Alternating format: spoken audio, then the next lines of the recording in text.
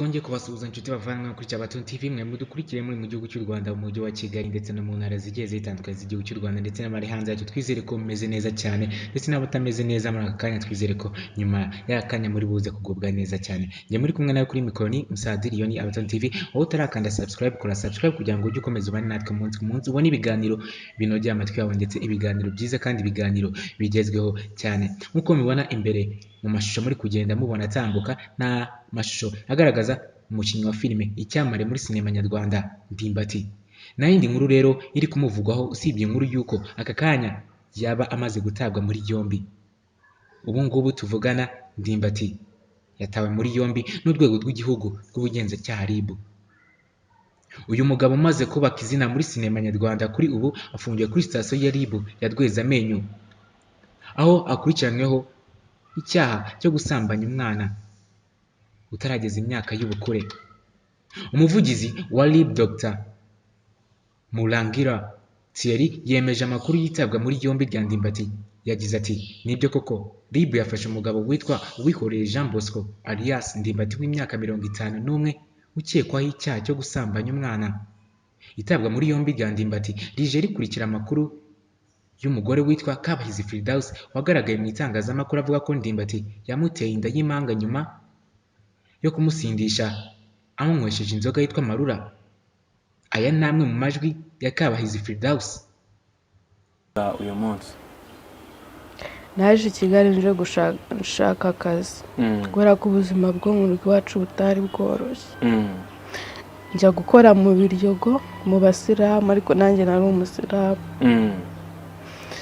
Hanyuma mbakorera akazi ko mu rugo, biza kurangira nkaretse bazana undi mukozi njye njya gukora akandi kazi mu mujyi ncuruza imyenda yo mu nda. Noneho mu gipangu watangiriye mu Biryogo uri umukozi wo mu rugo. Mu gipangu twabagamo habagamo umutipe witwa Valence w'umukameramani mu mafilime.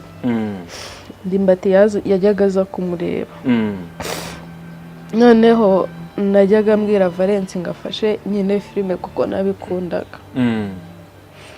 Valence akabyanga akambwira ngo ntago yabishobora kuko ntago ari gushyira abantu mu mafilime. Ariko akambwira ngo igihe kimwe ari ku munsi yabonye umwanya muri filime runaka azambwira anjyane.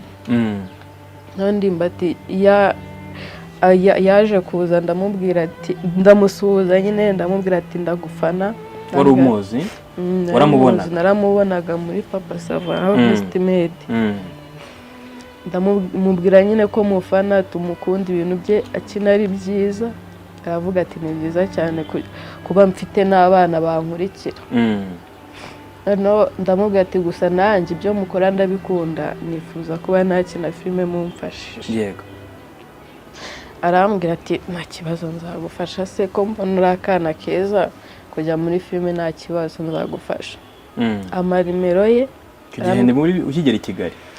Oya nari maze igihe i Kigali ko nageze ari mu kwa kabiri. Icyo gihe hari mu kwezi n'ubundi kwa 12. Amanimero ye noneho ndamuhamagara turavugana, arambwira ngo agiye kunshakira umwanya muri filime nzakinemo. Ubundi noneho ndi mu kazi nza kumuhamagara ngira ngo mubaze aho bigeze. Arambwira ati ari gukora ikiganiro ku Isango Star, ninze gutegereza nasohoka ari bumamagare. Ambaza igihe nahira, ndamubwira ati iyo majije gusari saa 12:30 ntanaha. Ariko hari igihe nyine ndindira ababosi bakamara ifoto nkagera mu rugo. Ambwira ati ntugire ikibazo ndaguha ifoto kugira ngo tuganire, hari umwanya nini nakuboneye wo gukinamo. Noneho igihe nari ndi gusari yarampamagaye sinafata telefone, ubwo arangije we yahise yigendera. Soje nsohotse mvuye mu mujyi ndamuhamagara ndamubwira se ko wambuze, gusa nari mpuze ndi gusari ntabwo nari kubasha kubona uko mfata telefone ndi mu isengesho. Arambwira ngo yagiye Kimisagara. Ubundi ndamubwira ati rero ngenda atashye n'ubundi amasaha arimo arakura kandi nagutegereje ngira ngo ndebe ko waza vuba ngenda atashye. Ubwo arambwira ati nimbe ndetse arampamagara. ndategereza mbona ntaje, nanjye mpita mfata umuhanda ndigendera, ngeze ku murenge wa Gitega arampamagara arambwira ngo ageze mu mujyi nimba ntaraye hano ruguru ku murenge niho yarageze. oya njye nari ngeze ku murenge wa Gitega, we arambwira ngo ari mu mujyi amamagaye, arambwira ngo nimurinde amere ifuti tuganire. Ndamutegereza araza arahansanga amara ifuti, yari ari kumwe n'undi mutipe umwe, arambwira ngo reka mudepoze aho agiye hanyuma tubone umwanya wo kuvugana. Turajyana, avamo uwo mutipe arangije agenda aparika Cosmos, ubundi noneho turavugana. Uwo mutipe ntago muzi? Ntago muzi, ni ubwa mbere nyine nari mubonye, ntago namumenya. Wari wicaye mu modoka ya Ndimbati ari kumwe n'undi mutipe? Tugeze Cosmos arahagarara aravuga ati ubu noneho twavugana, atangira kumbwira ngo ndi umukobwa mwiza, ambaza abantu banereta. Ubwo noneho icyo gihe nari nagize anniversaire y'imyaka 17, ariko ni ukubera ko ku ndangamuntu nyine baba barashyizeho bya bindi by'iya mbere kwa mbere, akundi nari navutse mu kwa 12 kuri 24. Yari anniversaire yawe 17. Kandi n'abantu bari babizi ko uwo munsi nagize anniversaire. Arangije mu modoka harimo inzoga yitwa Amarura. Arangije afata akantu kaga plastique njya ntubona tugura 100, ansukiramo arambwira ngo ninywe, arambwira ngo n'amata barimo amakrime n'amashokora. Ndanywa ndasinda.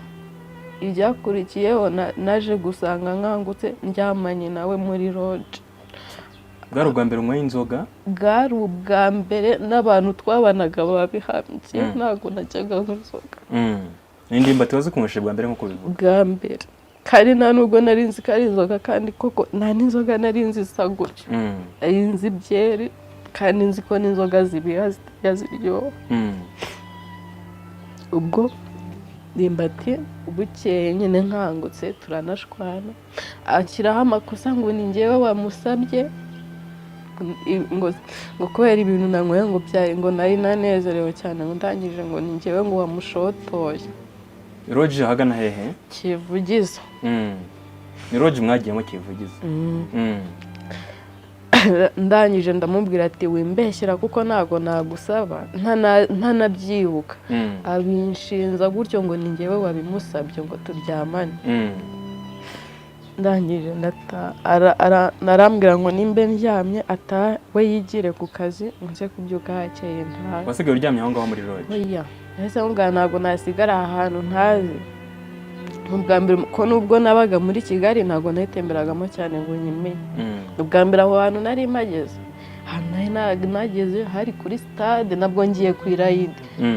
Ubundi ahandi nagendaga ni mu mujyi, garukira mu Biryogo gutyo, kandi ntago nari mazi. Wari umaze igihe gito Kigali nk'uko wabivuze? Cyari gitoya, ubundi niberaga mu ntara, nibera za Muhanga. Wabashije kwiga?